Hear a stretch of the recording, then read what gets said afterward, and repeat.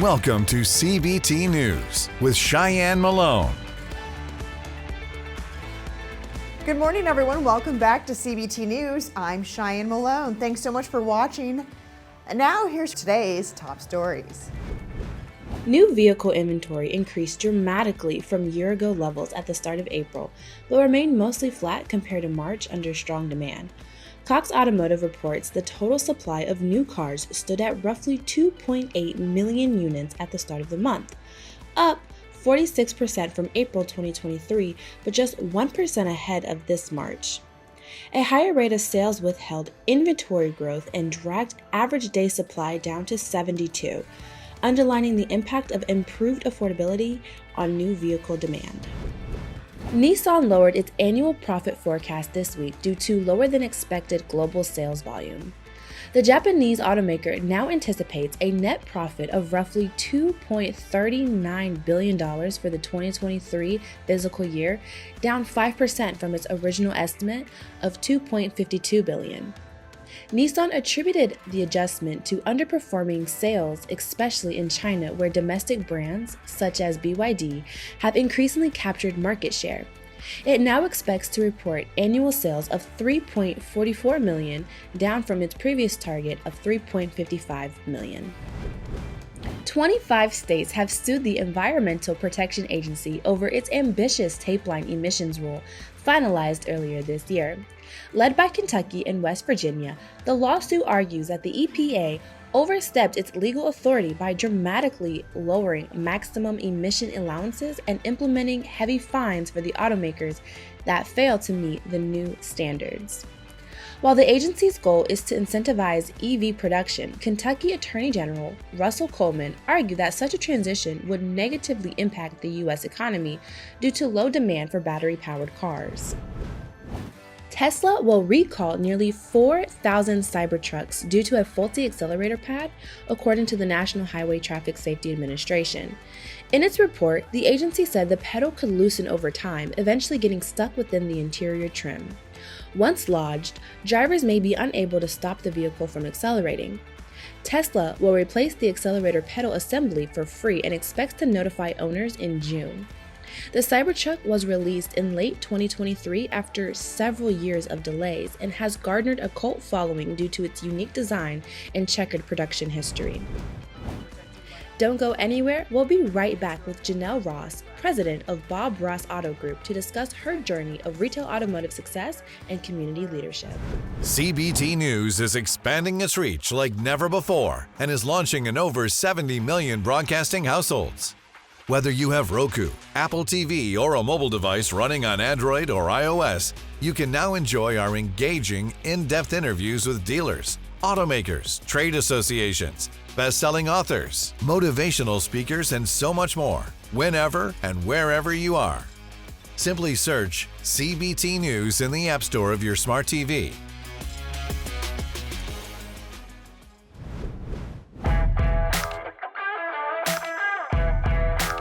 We don't see a ton of females in this industry, and your mom obviously was breaking the mold with that as well, and yourself.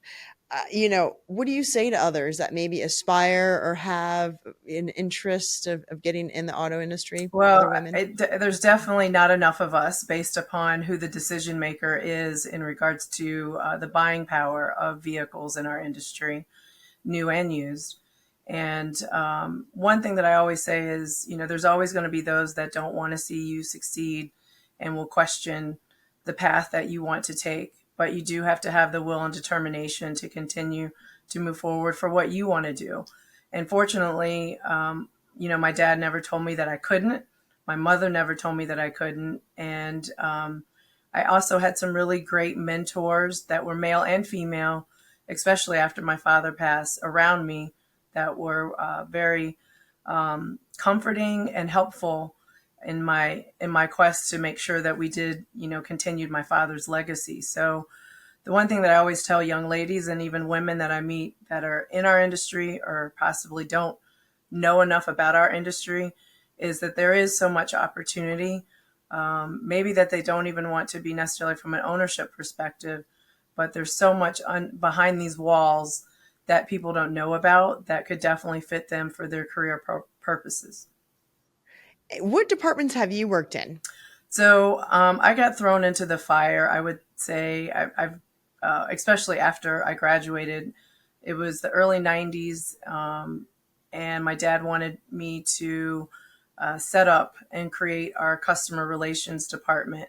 And he said, you went to college and to Emory and graduated. He said, so you should be able to figure this out. And I was like, okay. So a very hindsight's everything, because I had worked in the office. I had worked in sales. I had assisted in the service department. You definitely don't want me anywhere near fixing a vehicle. But the customer relations aspect of things really provided me the opportunity to work with all departments and all department managers, because you can have a concern or praise from every department. And it allowed me the opportunity to learn differently of those, uncovering things that I wasn't aware of. So, and little did I know that 5.5 years later, I would be thrust into the day-to-day leadership of our organization. So it really allowed me the opportunity to learn and grow with the management team in developing that, but also to have a better foundation of needing to work with them once he untimely passed. And, taking on a role like that, obviously, big shoes to fill, right? I call them can you talk to fill. Can you talk to me about, times that you maybe encountered obstacles and how you were able to overcome them? Well, being a 27-year-old African-American female in the auto industry in the late 90s is extremely different, or was extremely different. And unfortunately, that still rings true today in most of the circles that I am in. So naturally, there was a lot of questions. This is a dealer meeting. If you work for the manufacturer, which there's nothing wrong with working for a corporate from a GM or a General Motors or a Mercedes-Benz perspective, but there wasn't anyone else in the room that looked like me. So assuming that I may be with the travel agency who set up the meeting. So I felt very early on that I always was having to explain who I am and why I'm able to be in the room. And so over time, it just became a part of it. Not something that you want to continue to have to do, but it still can happen. And it's just, I see it as a way to educate those that may not understand that I don't have to look like them to do what they do. And you can watch this full interview right here at cbtnews.com. Well, that wraps up our show for today, but we do invite you right back here tomorrow morning on cbtnews.com. And remember, you can stay up to date with the most recent news and trends influencing the retail automotive industry by following us on TikTok, LinkedIn, Facebook, and X, formerly known as Twitter. And now you can find CBTs in over 70 million broadcasting households. We're on Roku, Apple TV, Android, and iOS devices. Simply search CBT News in the App Store on your smartphone or device, and you can watch our programming whenever, wherever. I'm Cheyenne Malone. Thanks so much for watching. You have a good one. CBT News, your #1 resource for auto industry news and content.